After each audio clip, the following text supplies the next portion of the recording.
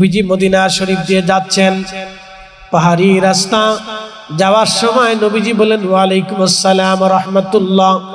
সাহাবীরা বলেন হুজুর কে আপনাকে সালাম দিল আর আপনি সালামের জবাব দিলেন? নবীজি বললেন সাহাবীরা রে, আমার জাফর মুতার প্রান্তরের যুদ্ধে 2 লক্ষ কাফেরের সাথে জিহাদ করতে করতে আমার জাফরের 2টা হাত কাফেররা কেটে ফেলে দিয়েছিল। খোদার পতাকা সেই দিন জাফর পড়তে দেয় নাই, দাঁত দিয়ে কামড় দিয়ে পতাকা চেপে ধরে রেখেছিল। সাহাবীরা রে, কাফেররা তার 2টা হাত কেটে ফেলে দিয়েছিল, জাফর পতাকা পড়তে দেয় না, দাঁত দিয়ে কামড় দিয়ে ধরে রেখেছিল। সাহাবীরা রে, আমার ওই জাফরের 2 হাতের বদৌলতে আমার আল্লাহ তারে 2টা জান্নাতি পাখা বানিয়ে দিয়েছে। আমার জাফরের জন্য 8টা জান্নাতের দরজা আল্লাহ খুলে দিয়েছে, কারোর জন্য আল্লাহ এটা দেয় নাই। আমার জাফর 8টা জান্নাতের যেখানে খুশি সেখানে উড়ে উড়ে ঘুরে ঘুরে বেড়ায়। এই মর্যাদা শুধু আমার জাফরকে আল্লাহ দিয়েছেন। 8টা জান্নাতের যেখানে খুশি আমার জাফর সেখানে উড়ে উড়ে ঘুরে ঘুরে বেড়ায়। আমার জাফর আমার সামনে দিয়ে নূরের পাখা দিয়ে উড়ে যাওয়ার সময় আমার সালাম দিয়ে গেছে। তোমরা দেখো নাই, আমি দেখেছি। আমার জাফর আমার সালাম দিয়েছে, এই জন্য জাফরের সালামের জবাব আমি দিলাম। একটা জবান বন্ধ থাকবে না, জোরে বলেন আল্লাহু আকবার। তাহলে আল্লাহর পথে যারা জীবন দেয় তারা জিন্দা না মরা? 2 ভাই একসাথে তারা হজে যাওয়ার সময় অন্ধ হয়ে গেল। অন্ধ হয়ে যাওয়ার পরে আমরা চিন্তায় পড়ে গেলাম, হঠাৎ 2 ভাই একসাথে অন্ধ হলো কেন? অন্ধ হয়ে যাওয়ার পরে আমরা মুআল্লিম যিনি ছিলেন তাদেরকে মক্কায় নিয়ে গেলেন, ডাক্তার দেখাইলেন। ডাক্তার বলল চোখে কোনো রোগ নাই, কিন্তু চোখে রোগ আছে, রোগ নাই কিন্তু চোখে দেখে না। চোখে দেখে না এটাও সত্য, চোখের মধ্যে কোনো রোগ নাই এটাও সত্য। আল্লাহর বান্দা মুআল্লিম সব চিন্তা করলেন আমার হাজি হজ করাইতে হবে, চোখে দেখুক আর না দেখুক, যাই হোক না হোক হজ তাকে করাইতে হবে। আল্লাহর বান্দাকে মক্কাতুল মুকাররমায় নিয়ে গেলেন। তারা আল্লাহর ঘর ধরলো অন্ধ অবস্থায়, খুদার কাবা শরীফ ধরে ধরে তারা দোয়া করলো, কিন্তু চোখ ভালো হলো না। মাকাম ইব্রাহিম যেখানে দোয়া করলে দোয়া কবুল হয়ে যায়, কোন হাজির আল্লাহ মাকাম ইব্রাহিম থেকে ফিরায় না। কিন্তু এই 2 বার চোখ ভালো হলো না। হাজি কাবা শরীফ ধরে যখন কান্না করে দোয়া করে, হাজির দোয়া কবুল হয়ে যায়, আল্লাহ হাজিকে ফিরায় না। কাবা ঘর ধরে হাজি যখন কান্না করে আল্লাহ তারে ফিরায় না। কিন্তু হাজি দোয়া করলো, চোখ ভালো হলো না। সাফা মারোয়া অন্ধ অবস্থায় সাই করলো, সাফা মারোয়াতে দোয়া করলো, কিন্তু চোখ ভালো হলো না। হজের আনুষ্ঠানিকতা শুরু হয়ে গেল। হজের মূল পর্ব হচ্ছে সর্বপ্রথম আপনাকে আরাফাতে থাকতে হবে। জোহরের আগে আরাফাতে উপস্থিত হতে হবে। জোহরের আগে 9 জিলহজ আরাফাতে উপস্থিত হতে হবে। আপনাকে আরাফাতে উপস্থিত হতে হবে। আরাফায় উপস্থিত হয়ে আপনাকে আরাফাতের সময় সন্ধ্যা পর্যন্ত সন্ধ্যা পর্যন্ত কাটাইতে হবে। মাগরিবের নামাজ না পড়ে আরাফাত থেকে আপনি হাঁটা ধরবেন, মুজদালিফা আসবেন। মুজদালিফায় এসে আপনি এশার নামাজ এবং মাগরিব একসাথে আদায় করবেন। এরপরে মুজদালিফাতে রাত্রি যাপন করবেন। মুজদালিফায় ফজরের নামাজ পড়ে 7টা পাথর নিয়ে 21টা পাথর নিয়ে আপনি রওনা দিবেন জমারাতের দিকে, শয়তানকে পাথর মারার জন্য।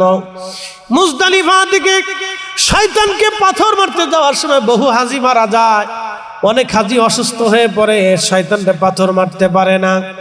অথবা আরাফায় যায় বহু হাজি মারা যায়। আমি হজের কালে আমার চোখের সামনে 2 জন মিশরি হাজি আরাফাতের মধ্যে হিট স্ট্রোক করে তারা মারা গেল আরাফাতের মাঠে। চোখের সামনে মারা গেল। ওই লাশ ওইভাবে রেখে আমরা আরাফাত থেকে মুজদালিফায় চলে গেলাম। বন্ধু খুব মনোযোগ দিবেন। আরাফাতে হাজি চোখের পানি ফেলে ফেলে কান্না করে। আমি দেখেছি আরাফাতে প্রত্যেকটা হাজি চিৎকার মেরে মেরে কান্না করে নিজের জীবনের গুনাহ মাফ চায়। আর আমার রব আরাফা থেকে কোনো হাজিরে খালি ফেরত দেয় না। কিন্তু এই 2 অন্ধ হাজি দোয়া করলো, আরাফাতেও তাদের চোখ ভালো হলো না।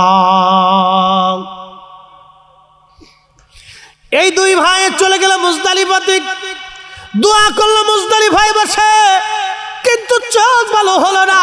মুজদালিফা থেকে রওনা দি তারা জমারাতে গেল, জমারাত থেকে ফিরে মিনায় গেল। মিনায় যাইয়া হাজি দোয়া করলো, কিন্তু চোখ ভালো হলো না। এরপরে ফরজ তাওয়াফ করলো, দোয়া করলো, চোখ ভালো হলো না। সারা মক্কায় হজ শেষ করলো, কিন্তু চোখ ভালো হলো না। এবার দোয়া কবুলিয়াতের জায়গা, মঞ্জুরিয়াতের জায়গা মদিনাতুল মুনাওয়ারায় হাজি রওনা হয়ে চলে গেল। হাজি সাহেব বললেন, আমাদের সাথে একসাথে মসজিদে নববীর ভিতরে ঢুকে বাবু সালাম দিয়ে প্রিয় নবীজি রওজা মুবারকে দাঁড়ায়া সালাম যখন হাজি দেয়, সালাম দিয়ে বের হয়ে হাজি দোয়া করে।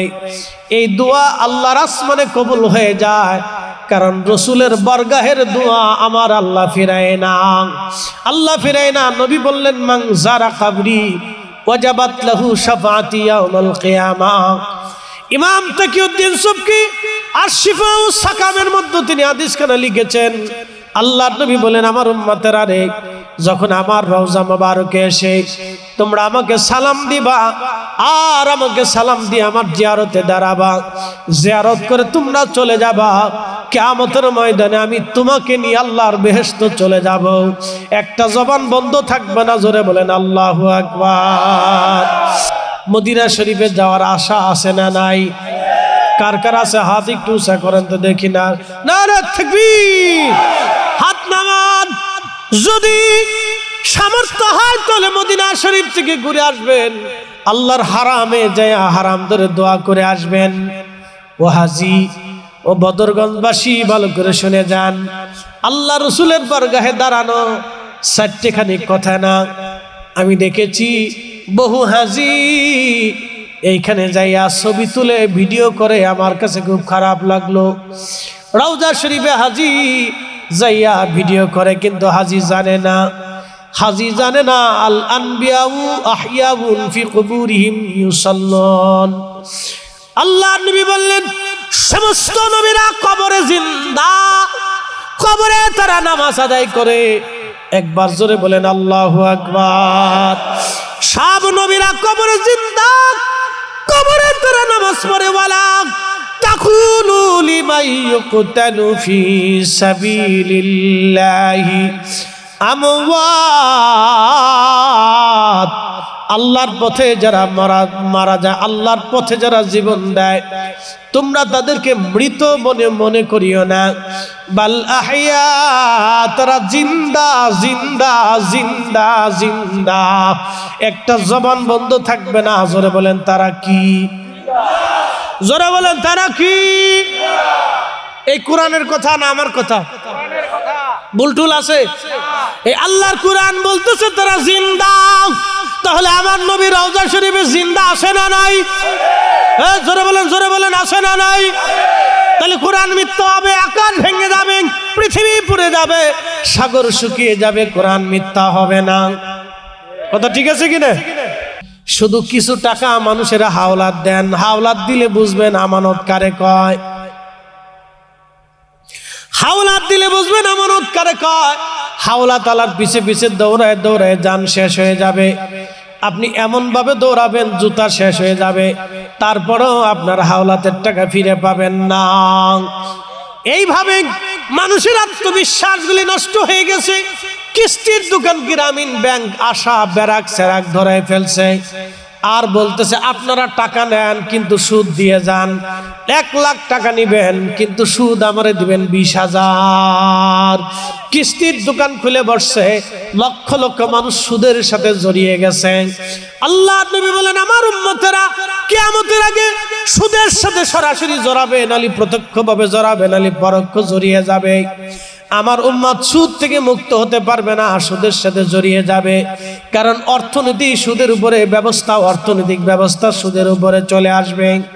বদরগঞ্জবাসী ভালো করে শুনে যান, এই কর্জা হাসানা পৃথিবী থেকে চলে গেল। উম্মতের ভিতরে কর্জা হাসানা এখন আর নাই। মানুষ টাকা হাওলাত দেয় না বলে বিশ্বাস নষ্ট হয়ে গেছে। যারা টাকা নেয় তারা টাকা ফেরত দেয় না, এই জন্য মানুষ কর্জা হাসানা বন্ধ করে দিল। আল্লাহর নবী বলেন, আমার উম্মতেরা তোমরা যদি কর্জা হাসানা দাও তাহলে 100 টাকা যদি হাওলাত দাও তাহলে 100 টাকা দান করলে যে সওয়াব হবে 100 টাকা হাওলাত দিলে সেই পরিমাণে নেকি হবে। মুসলমানের ভিতরে কর্জা হাসানা আগে ছিল বলে আমানত ছিল, আগে কাগজ কলম ছিল না, বিনা কাগজে মুসলমানরা জবান নষ্ট করতো না। এখন মুসলমান কাগজে সিগনেচার করার পরেও কয় আমরা সিগনেচার দেই নাই। আমাদের সবাইকে আল্লাহর কাছে আসতে হবে। আমানত এমন একটা নিয়ামত, এটা যদি ধ্বংস হয়ে যায় তাহলে পৃথিবী তার ভারসাম্য হারিয়ে ফেলবে। ঠিকই বাংলাদেশ তার পরিবেশের ভারসাম্যগুলি তিলে তিলে হারিয়ে ফেলতেছে। শুনে যান ভাই আমার, 3 নাম্বার আল্লাহ রাসূল বললেন সন্তানরা পিতা মাতার অবাধ্য হবে, সন্তানরা বাবা মার অবাধ্য হবে, সন্তানরা বাবা মার অবাধ্য হবে। বাংলাদেশে যদি 100টা সন্তান আপনি তালাশ করেন তাহলে 50টা ছেলে আছে বাবা মার অবাধ্য। এখানে এখানে তো আসছি আপনার কথা শুনে আমার ভাই থাকে, আমার এখান থেকে 25 কিলো দূরে বিরামপুর, আপনি চিনবেন? হ্যাঁ, বিরামপুর থেকে এখানে আসছে। বিরামপুরে অনেক ভাই আসছে, অনেক ভাই যারা আসছে। এই যে আলম ভাই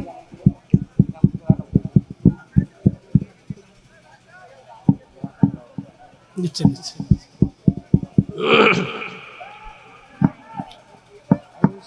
5:30টার সময় শুনছি আপনি আসতেছেন কোন জায়গায়।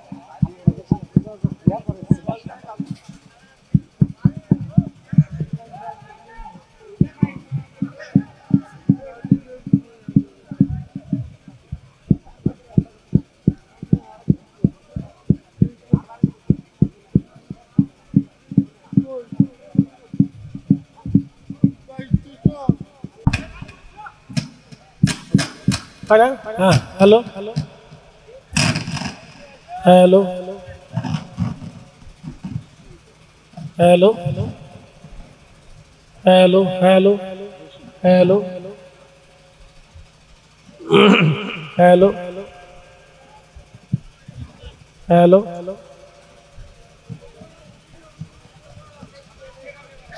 হ্যালো। আমরা যারা বাইরে আছি সবাই ভিতরে এসে বসে পড়ি, বসে পড়ি আল্লাহুম্মা সাল্লি আলা। আচ্ছা, তো ওটা মানে ডিসকানেক্ট আছে কোথাও, কারণ শব্দ যাচ্ছে যেহেতু, তাহলে একটা কোথাও ডিসকানেক্ট আছে। দেখো, সাইয়্যিদনা মাওলানা মুহাম্মদ আল্লাহুম্মা সাল্লি, এটা আওয়াজ আসে না। সাইয়্যিদিনা মাওলানা মুহাম্মদ ওয়ালা আলি সাইয়্যিদিনা মাওলানা আল্লাহুম্মা সাল্লি আলা সাইয়্যিদিনা মাওলানা মুহাম্মদ ওয়ালা আলি সাইয়্যিদিনা।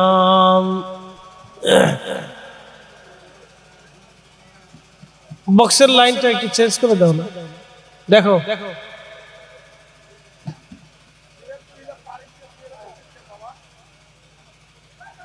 যে পারে এরা আসতে কম, আর নাহলে ইকো সিকো চেঞ্জ করে একবার সরাসরি দিয়ে দাও, সরাসরি মারো, আর না ডাইরেক্ট দিয়ে দাও, ইকো বাদ দাও। আমার কণ্ঠে এমনি বালা আছে, দিয়ে দাও, ডাইরেক্ট দিয়ে দাও। আল্লাহুম্মা সাল্লি আলা সাইয়্যিদিনা মাওলানা মুহাম্মদ ওয়ালা আলি সাইয়্যিদিনা। একটু জিগরে লা ইলাহা ইল্লাল্লাহ, লা ইলাহা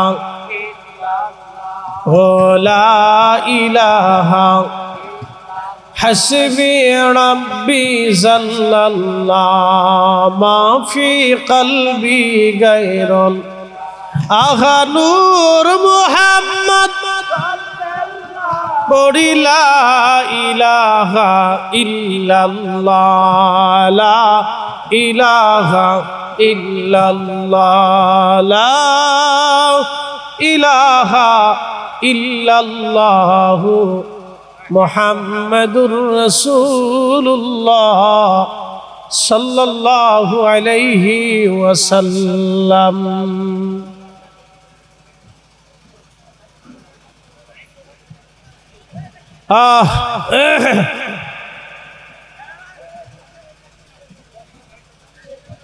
ভাই ঠিক না করলে আমি আওয়াজ করতে পারতাম না। এত সময় তোমরা লেগে দোয়া করছি, আমি কিন্তু বদদোয়া করে দিল। ঠিক করো আল্লাহ, সরাসরি সরাসরি দিয়ে দাও, সরাসরি দিয়ে দাও। বক্সেরটা একটু সরাসরি দিয়ে দাও,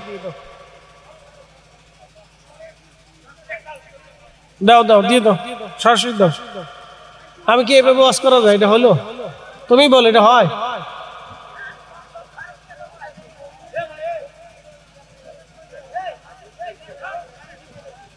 তোমার মেন অপারেটর আসে নাই নাকি?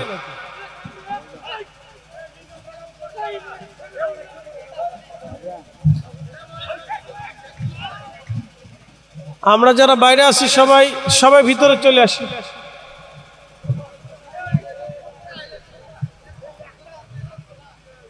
দেখো এটা কোথাও ডিসকানেক্ট আছে নাকি? এটা চেঞ্জ করে দাও, আরেকটা দাও, যেকোনো একটা ঘাপলা হইতে পারে, নাহলে মাউথ চেঞ্জ করে দাও।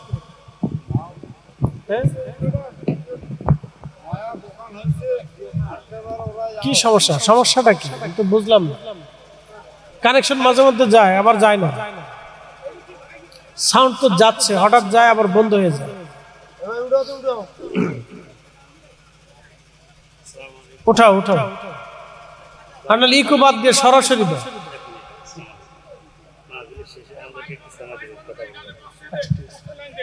সরাসরি দাও, সরাসরি দাও, ইকো বাদ দাও। আমরা যারা বাইরে আছি সবাই ভিতরে চলে আসি, যারা বাইরে আছি সবাই ভিতরে আসি। আল্লাহুম্মা সাল্লি আলা সাইয়্যিদিনা মাওলানা মুহাম্মদ ওয়া আলা আলি সাইয়্যিদিনা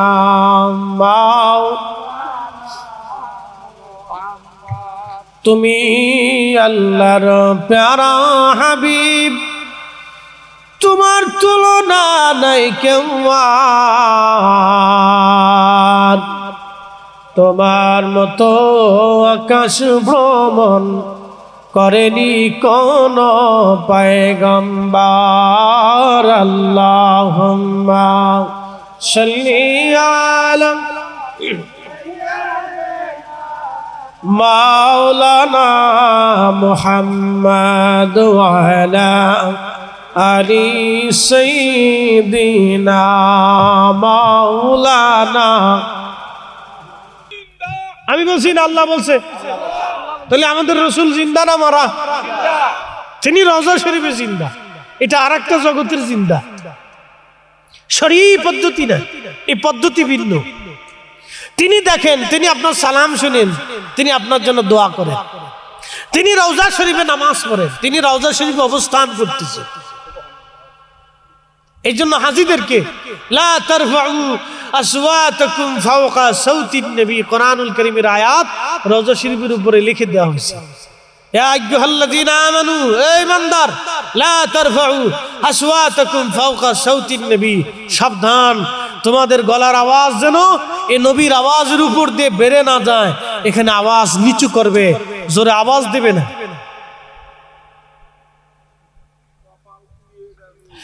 আওয়াজ জোরে দেবে না। আল্লাহর কোরআন বলতেছে সাবধান, সব জায়গায় চিল্লাফাল্লা করবা, কিন্তু দরবারে মুস্তাফাতে চিল্লাফাল্লা করবা না। এখানে রাসূলের আওয়াজের উপর দিয়ে যদি তোমাদের আওয়াজ উঠে, এই কোরআন বলতেছে আনতাহাবাত আমালুকুম, তোমার জীবনের আমল শেষ হবে, নামাজ শেষ হবে, রোজা শেষ হবে। তুমি যদি শহীদ হয়ে যাও, তোমার শাহাদাত ধ্বংস হবে, তোমার নামাজ ধ্বংস হয়ে যাবে, তোমার রোজা ধ্বংস হবে, তোমার হজ ধ্বংস হবে, কুরবানি ধ্বংস হবে, তাহাজ্জুদ ধ্বংস হবে, তোমার জীবনের কোন ইবাদত আমার কাছে কবুল হবে হবে না যদি দরবার মুস্তাফাতে বিয়াদবি হয়ে যায়। এজন্য দরবারে রাসূলের ইজ্জতের কেউ যদি সম্মান হানি করে, নবীর সম্মানে আঘাত দিয়ে থাকে, নবীর ইজ্জতে কেউ যদি আঘাত দিয়ে থাকে, আল্লাহর কোরআন বলতেছে তার আমল ধ্বংস হয়ে যায়, তার আখিরাত বরবাদ হয়ে যায়, তার কবর বরবাদ হয়ে যায়, তার হাসর বরবাদ হয়ে যায়, তার কালেমা বরবাদ হয়ে যায়, তার জীবনের আমল বরবাদ হয়ে যায়। আল্লাহ সতর্ক করে দিয়েছে সব জায়গায় ফাজলিমি চলবে, রাসূলের দরজাতে ফাজলিমি চলবে না। এজন্য দরবার মুস্তাফাতে যাওয়ার পরে হাজীকে একেবারে চরম সীমানার আদব দেখাইয়া মৃদু মৃদু আওয়াজে তাকে সালাম দিতে হবে এবং চোখে পানি নিয়া হৃদয়ে ইশক নিয়া নবীর দরবারে দাঁড়াইতে হবে। আল্লাহ তৌফিক নসিব করুন। আওয়াজ তুলে জোরে বলেন আমিন। কিন্তু বাংলাদেশে বুঝে কইছে, বাংলাদেশে বুঝে কইছে রওজা শরীফের উপরে লেখা আছে ইয়া রাব্বি, কত সুন্দর করে লেখা, সাবধান এখানে বেয়াদবি করে না। একবার কোরআনের আয়াত লিখে দিয়ে রেখেছে, এখানে উচ্চ আওয়াজ করবে না, চুপচাপ এখানে আদবের সাথে চলে যাবে। ওখানে বেয়াদবি করা যাবে না। যদি আপনাকে দাঁড়াইতে না দেয় তাহলে দাঁড়াবেন না, জোর করবেন না। কারণ আপনি যদি দাঁড়ান তাহলে পিছনে আরো হাজার হাজার হাজি পড়ে থাকবে, তাদের সালাম দিতে নবীর কদমে আসতে কষ্ট হবে। এই জন্য এখানে দাঁড়াইতে দেয় না অনেক সময়, বিশেষ বিশেষ কারণ, জায়গার সংকলন কম, মানে জায়গা কম, এই জন্য হাজিদেরকে সরাই দিয়ে সালাম দেওয়ার সুযোগ করে দেয়। চলে যান, চলে যান, ইয়া হাজি, ইয়া আল্লাহ, রু রু হাজি, যাও যাও যাও হাজি, যাও হাজি, চলে যাও হাজি, চলে যাও। তো খুব মনোযোগ দিবেন, ওইখানে গেলে দোয়া কবুল হয়। দুই ভাই ওইখানে দোয়া করলো কিন্তু কাজ হলো না। এরপরে চলে গেল রিয়াজুল জান্নাহ।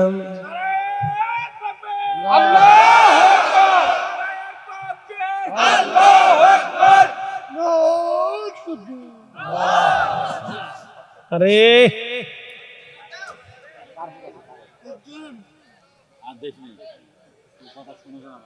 আচ্ছা, এ মাইক সার্ভিস এরকম হয়েছে কি আজকে ভাইজান? মাইকটা ভালো না, মাইক ভালো না, এটা কার মাইক? জেনারেটর আছে, আছে সাথে রাখেন।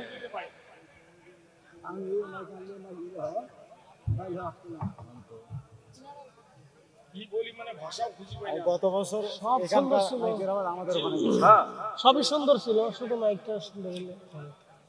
ওরা মেশিং করতে পারে না।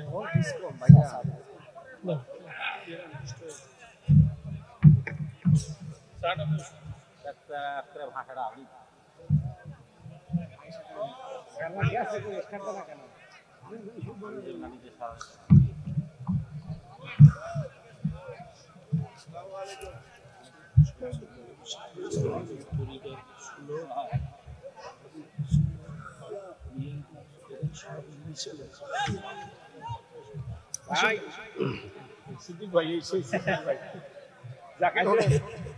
আরে বদরগঞ্জ সিদ্দিক ভাই, দেখতেছি সিদ্দিক ভাই, ঠিক আছে সিদ্দিক ভাই।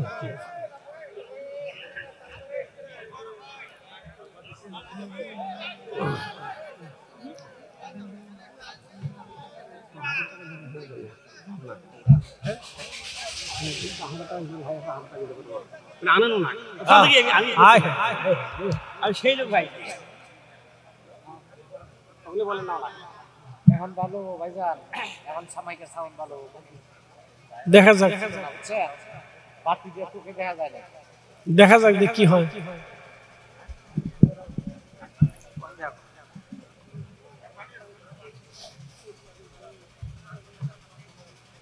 আপনি এখানে কই থাকেন? আরো জোরে জোরে বলেন, জোরে জোরে জোরে। এরকম যদি আমাদের একবার চেয়ারম্যান মেম্বার থেকে শুরু করে এসপি ডিসি টিওনো একবার এমপি মন্ত্রী মিনিস্টার প্রধানমন্ত্রী পর্যন্ত হয়ে যাইতো, আল্লাহর কসম করে বলেন মুসলমানের মতো সুখী পৃথিবীতে আর কেউ থাকতো না। কথা কন ঠিক না বেটে? আমাদের আমে ভেজাল, জামে ভেজাল, চালি ভেজাল, ডালি ভেজাল, তেলে ভেজাল, এই পানিতে ভেজাল, খাবারে ভেজাল, সব জায়গায় ভেজাল, শুধু ভেজাল আর ভেজাল। পানির ভিতরে ভেজাল, ফলে ভেজাল, চিনিতে ভেজাল, মিষ্টিতে ভেজাল। আমি দেখলাম হাই হাই মিষ্টি বানাই দিচ্ছে টিস্যু দিয়ে। হ্যাঁ ঠিক আছে না? টিস্যু দিয়ে মিষ্টি বানাইতেছে। এটা খাওয়ার পরে মানুষের ক্যান্সার হবে। বাংলাদেশের অধিক মানুষ ক্যান্সার আক্রান্ত, দেখবেন, দেখেন একটু ঘা হওয়ার পরে ক্যান্সার হয়, একটা টিউমার হলে ক্যান্সার হয়ে যায়। কি হয়েছে না ভাই? আগে মুরব্বীরা এত বড় একটা টিউমার নিয়ে ঘুরে বেড়াইছে, দূর টিউমারের কাছে টিউমার কোনো জায়গা, জীবনে ক্যান্সার হয়েছে না। এখন টিউমার হলেই ক্যান্সার হয়, অপারেশন করলে ভয় থাকে ক্যান্সার হয় কিনা। গা হয়ে গেলে টিটিনাস ইনজেকশন দেয়। এই যে জীবনে কত খেলাধুলা করছি ছোটকালে, এই দেখেন কেটে বেটে সেটে বেটে কত জায়গা, দাগের কোনো শেষ নেই। ওরে বাপ রে বাপ, বিরাট বুজুর্গ ছিলাম, দেখেন দাগ কত, শুধু কাটার দাগ, শুধু কাটার দাগ, জীবনে একটা ইনজেকশন দেওয়া লাগে নাই। আমাদের ওই সময় ছিল জার্মানি লতা আরে গাঁদা ফুলের পাতা, একবার মিক্সচার করে সুন্দর করে চাপ দিয়ে ঘাড় উপরে লাগাই দিছি, 3 দিনে শুকাই গেছে। এখন বাচ্চাদের একটু কাটিয়ে ফাইটে ছিটে গেলে ডাক্তারকে টিটিনাস ইনজেকশন দেয়, নাহলে ঝামেলা আছে।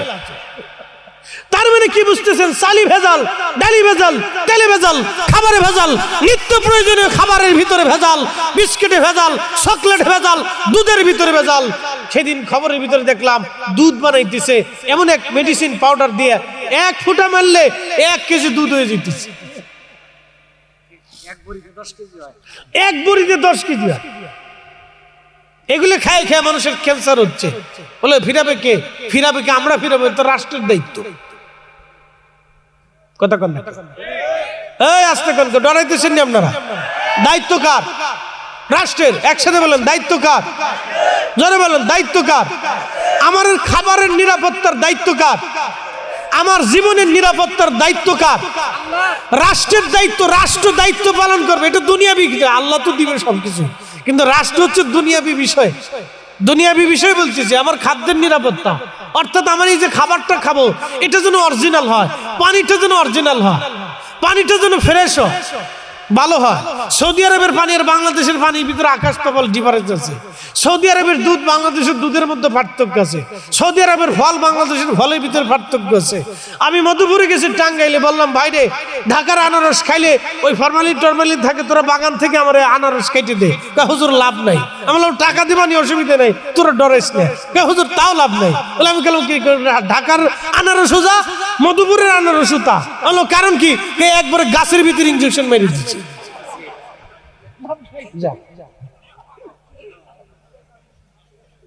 Made in Bangladesh. এটা খাইয়ে খেয়ে জাতি শেষ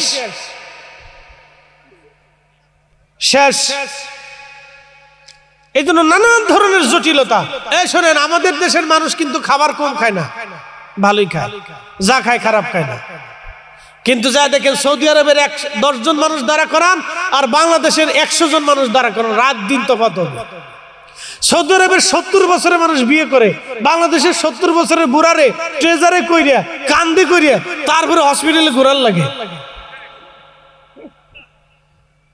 না। লজ্জার কিছু নাই।